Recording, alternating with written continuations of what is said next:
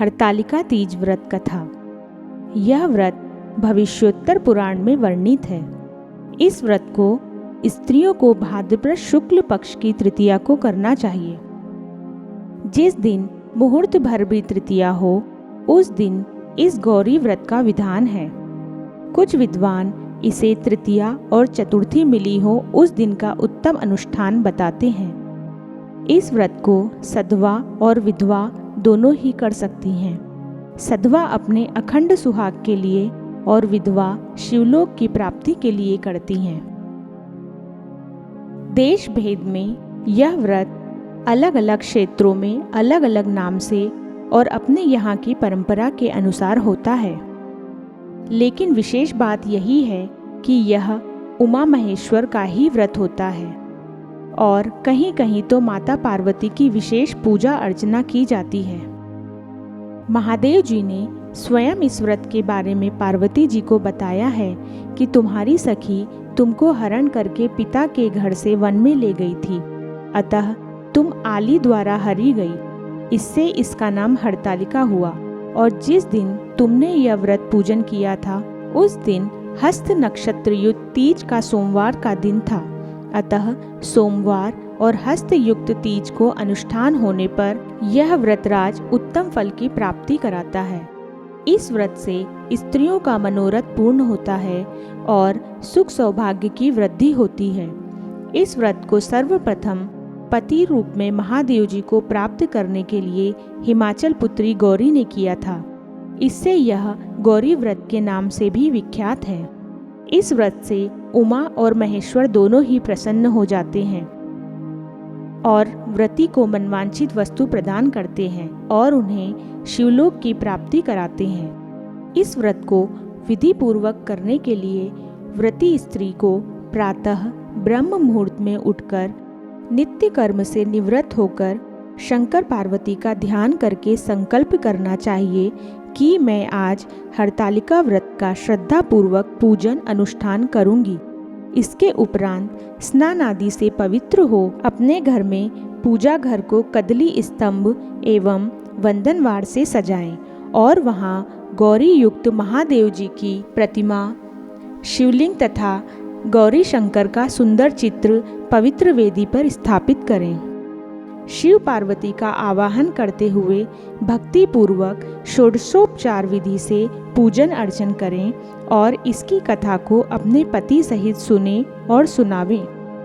अंत में फल फूल नैवेद्य से पूजन करें। बारंबार नमस्कार कहें और कहें, हे शिवा, हे कल्याणी, आपको नमस्कार है। ब्रह्म रूपनी जगत माता, हे सिंहवाहिनी, संसार की भय तापों से हमारी रक्षा करो। इस प्रकार शिवजी के साथ गौरी की पूजन करके आरती करें और फिर रात्रि जागरण करें। यथाशक्ति अन्न का दान दें और अगर उद्यापन का प्रण लिया हो तो उद्यापन करें। हरतालिका तीज व्रत कथा। एक समय परम पवित्र भूमि कैलाश पर्वत पर विशाल वट वृक्ष के नीचे भगवान शिव, माता पार्वती एवं सभी गणों सहित अपने बागंबर पर विराजमान थे। बलवान वीरभद्र, भृंगी, श्रृंगी, नंदी आदि अपने अपने पहरों पर सदाशिव के दरबार की शोभा बढ़ा रहे थे। गंधर्व, किन्नर, ऋषिगण शिव भगवान की विविध अनुष्टुप छंदों में स्तुति गान कर विभिन्न प्रकार के वाद्यों को बजाने में संलग्न थे। उसी सुअवसर पर माता पार्वती जी ने भगवान शिव से दोनों हाथ जोड़कर प्रश्न किया कि हे महेश्वर, मेरे बड़े सौभाग्य हैं जो मैंने आप सरीखे अर्धांगी पति को धारण किया। यदि आप प्रसन्न हो तो क्या मैं जान सकती हूँ कि मैंने वह कौन सा पुण्य दान किया है जिससे आप जैसे जगत के स्वामी पति रूप में मुझे प्राप्त हुए। आप अंतर्यामी हैं, यह मुझ दासी को बताने की कृपा करें। तब पार्वती जी की ऐसी प्रार्थना सुन शिवजी बोले, हे वरानने, उस समय तुमने एक अति उत्तम पुण्य का संग्रह किया था, जो एक अति गुप्त व्रत है जिसे तुमसे कहता हूँ। यह व्रत भाद्रपद मास के शुक्ल पक्ष की तीज का व्रत है, जो हरतालिका के नाम से प्रसिद्ध है। यह व्रत जैसे तारागणों में चंद्रमा, नवग्रहों में सूर्य, वर्णों में ब्राह्मण, नदियों में गंगा, पुराणों में महाभारत, वेदों में साम, इंद्रियों में मन, ऐसा यह व्रत श्रेष्ठ है। जो तीज हस्त नक्षत्र युक्त पड़े तो वह और भी महान पुण्यदायक होता है। ऐसा सुनकर श्री पार्वती जी ने पूछा, हे महेश्वर, मैंने कब और कैसे यह व्रत किया था? विस्तार के साथ श्रवण करने की इच्छा है। इतना सुन भगवान शंकर बोले कि हे उमा, भारतवर्ष के उत्तर में यह जो हिमालय श्रेष्ठ पर्वत है, यह नाना प्रकार की धन संपदा, खनिज, वनस्पति, औषधियों से युक्त है। यह हिम शिखरों वाली चोटियों रूपी भुजाओं से आकाश को छूता है और गंगा के कलकल शब्द से शब्दायमान रहता है। यहाँ नाना प्रकार के पशु पक्षी विचरते हैं। इसके राजा का नाम हिमांचल था। यहाँ उनके ग्रह में तुम भाग्यवती रानी मैना से पैदा हुई थी। तुमने बाल्यकाल से ही मेरी आराधना करना आरंभ कर दिया था। कुछ आयु बढ़ने पर तुमने हिमालय की दुर्गम गुफाओं में जाकर सहेली सहित मुझे पाने हेतु 12 वर्ष का तप आरंभ किया। तुमने ग्रीष्म ऋतु में बाहर चट्टानों पर आसन लगाकर तप किया। वर्षा ऋतु में बाहर पानी में तप किया। हिम ऋतु में पानी में खड़े होकर मेरे ध्यान में संलग्न रही।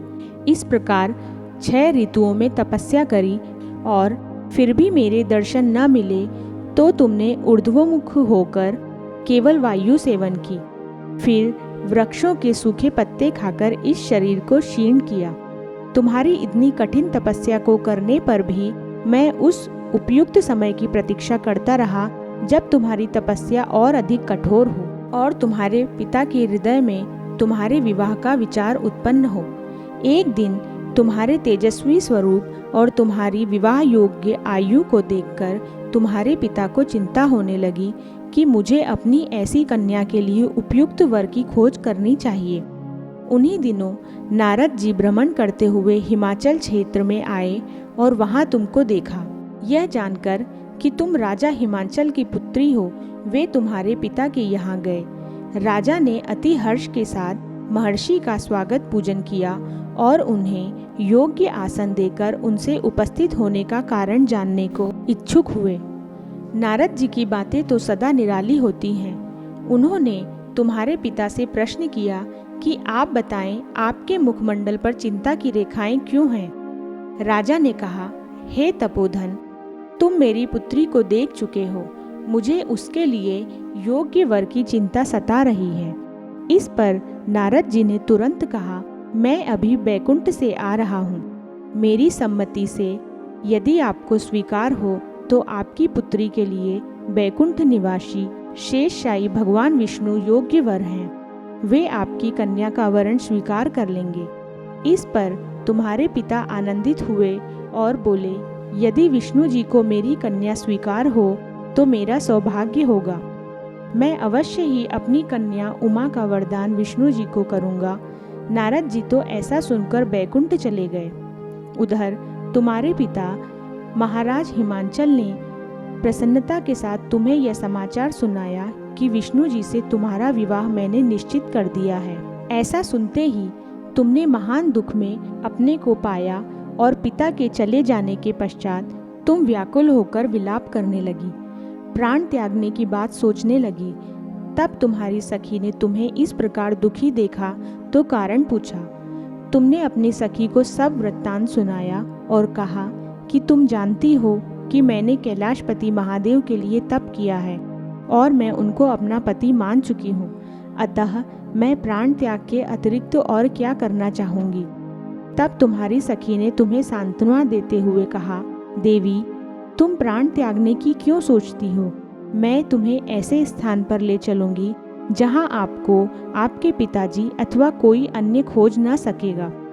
वहाँ तुम तपस्या में तब तक लीन रहना जब तक कि महेश्वर प्रसन्न न हो और तुम्हारा वरण न कर लें। इस प्रकार तुम अपनी सखी के साथ नदी के तट पर एक गुप्त गुफा में प्रवेश कर वहाँ मेरे नाम की तपस्या करने लगी। भाद्रपद शुक्ल पक्ष की हस्त नक्षत्र युक्त तृतीया को तुमने उपवास रखकर बालू से शिवलिंग की स्थापना की और पूजन कर रात्रि जागरण किया।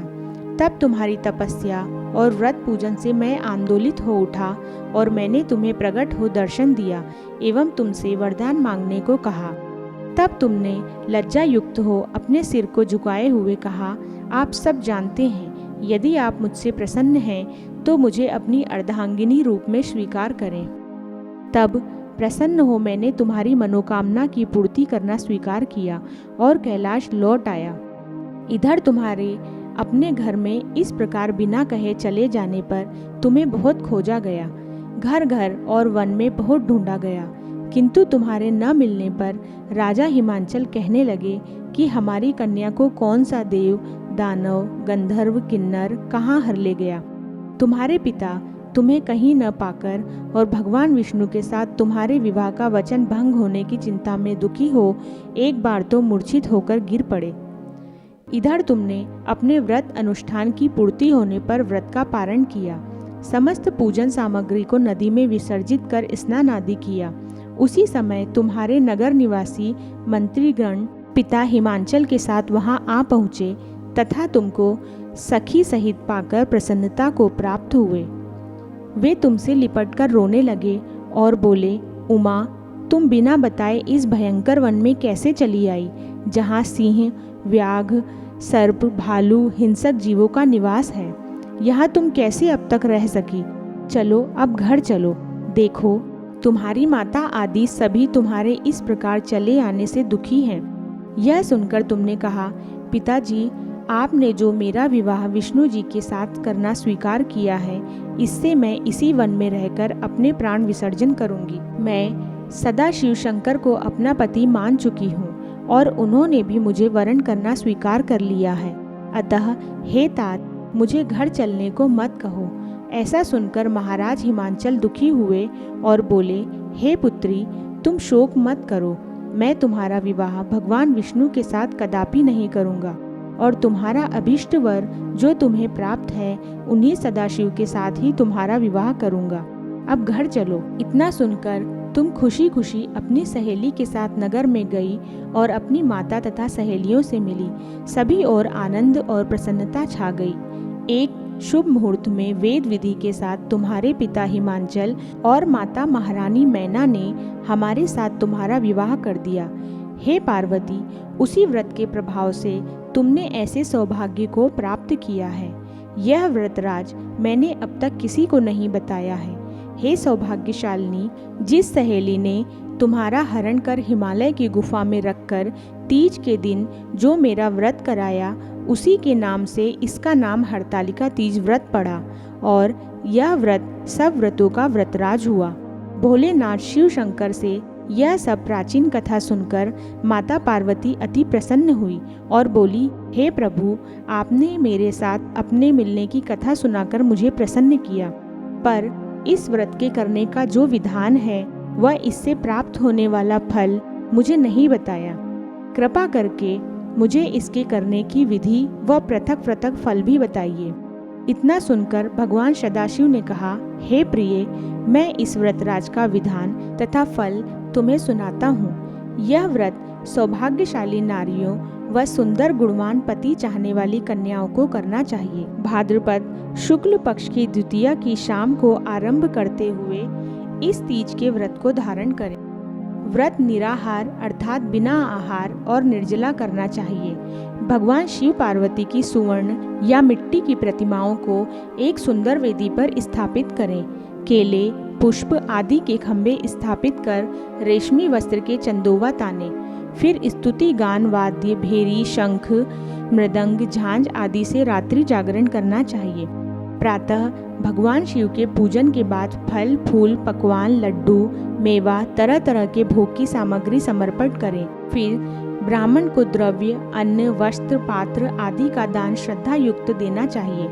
भगवान शिव को हर वस्तु पंचाक्षरी मंत्र से ओम नमः शिवाय कहकर अर्पण करना चाहिए।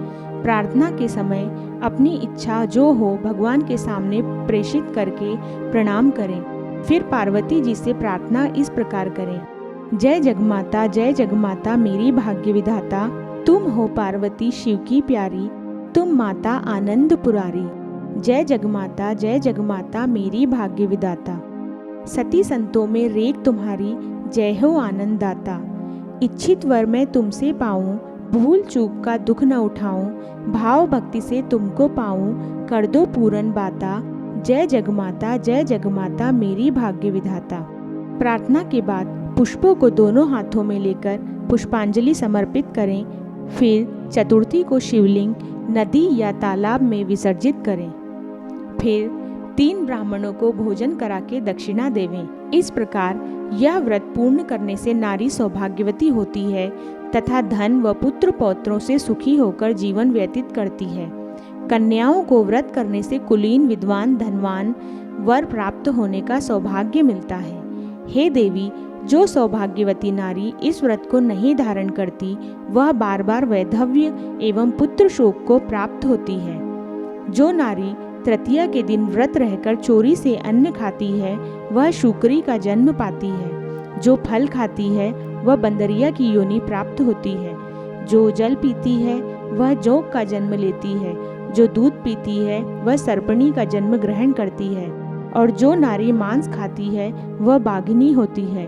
और जो दही खाती है, वह बिल्ली का जन्म पाती है। जो मिठाई खाती है, वह चींटी के जन्म को धारण करती है।